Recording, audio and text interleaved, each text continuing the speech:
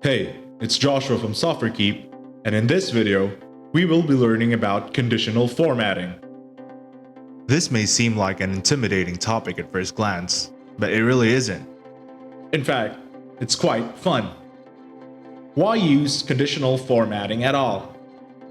Conditional formatting is a really valuable tool that you could use to visualize, see trends, and patterns in your data. I've prepared some datasets that we can work on in this tutorial. In this first dataset, we have test scores from our students in their previous AP History exam. Let's see how they did. We'll highlight their scores. Now, let's head down to the Home tab and click on Conditional Formatting. Under Conditional Formatting, we see Highlight Cells Rules. Within this tab, we will have options such as greater than, less than, between, equal to, text that contains, a date occurring, and duplicate values. We'll cover these as we go. For now, let's go over greater than and less than. Now, we want to know who scored below 75 in our last test. Let's pick less than. A dialog box will pop out and ask us to input a few things. Let's type in 75. There are a bunch of text and fill formats that you can choose from.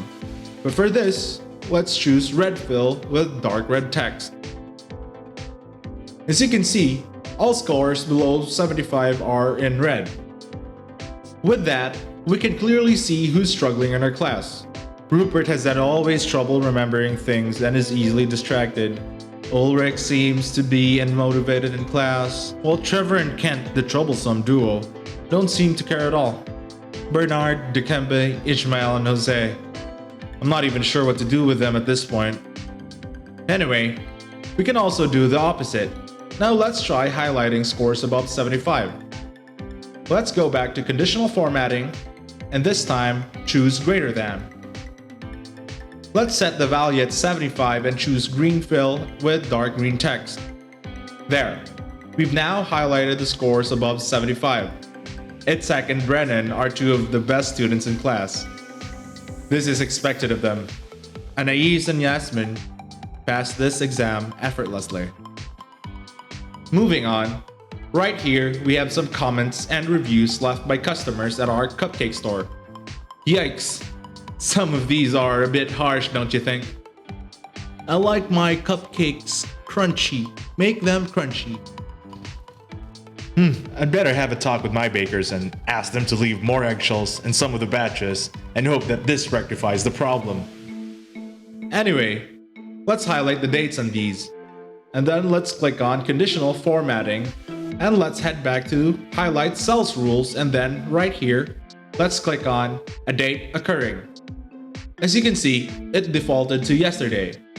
Let's see our options. Here they are. Say we want to see the comments made from a week ago. In this case, let's choose last 7 days. Let's choose the yellow fill for this, since they're not exactly all bad. There. Now we can clearly see the most recent reviews left by our customers. This way, we will be able to easily address the common problems our little cupcake shop is facing. Okay, the common problem seems to be that our chairs are terrible. Now, we can just go ahead and fix that and hope that our reviews will improve. Now, we have a list of items here. There are a lot of them, and some of them may have been written multiple times. Now, how do we check that? Let's first highlight the dataset we want to check. And then, let's head back to, yes, you got that right, Conditional Formatting. Under Highlight Cells Rules, let's choose Duplicate Values.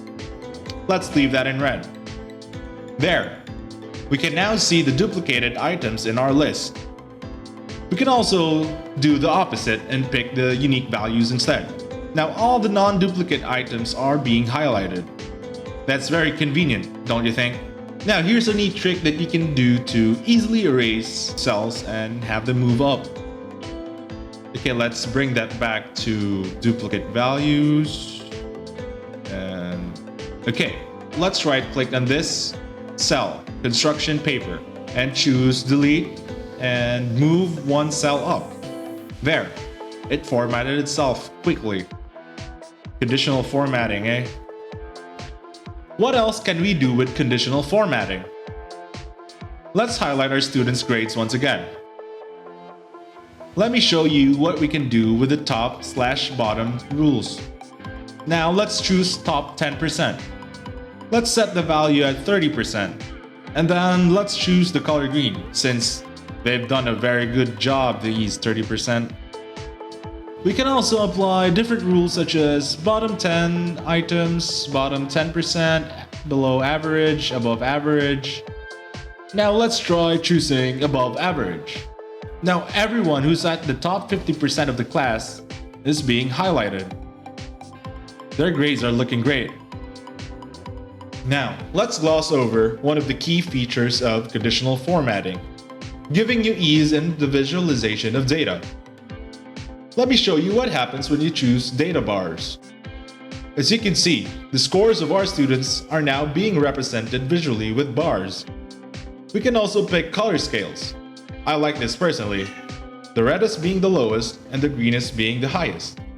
It's so easy to see who's doing well and who's doing average and who's struggling in our class. We can also use other icons to represent how well or terribly our students are doing in class. We have circles, arrows, chevron flags, triangles, and many more. You can choose whatever suits your needs. For me, personally, I love triangles. Everyone who's above average is represented by an upright triangle, the average is represented by a yellow bar, and those who are struggling is represented by an upside down orange triangle. To me, that's very easy to see. We also have the option New Rule. Here you can customize a rule to fit whatever you need for your dataset. This way, you can really define patterns, trends, and other things in your data. That's it! We've covered the basics of conditional formatting. You can now go out there and create the most beautiful sheets and present them to your colleagues. I'm sure they'll be very happy and very impressed. Good luck out there, Mr. Excel Savant. If you like this video, give us a thumbs up, subscribe to our channel, and click on the notification bell. See you in the next video.